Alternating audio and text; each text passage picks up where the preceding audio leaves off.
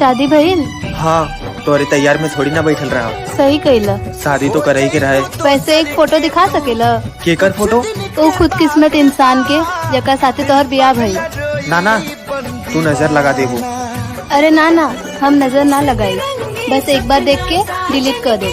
नहीं, हमके भरोसा ना बा और हम केहू का नजर ना पड़े देंगे। तो के हमार कसम, अगर कबो प्यार के रहला एक बार भेज दो फोटो प्लीज। ठीक बा। हम भी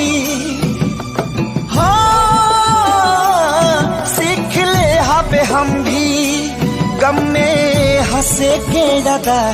ई तो हमार फोटो बा। तो के जाए के बाद हमें केहू से मोहब्बत ना भई, फिर भी तू अपना चेहरा पे स्माइल रखेला। तुहार ख्याल सुन के हम खुश रहिले और तोहरे खुशी में ही हमार खुशी बा। प्यार नहीं खेली खल हाथ के लकीर में नहीं खुद तकदीर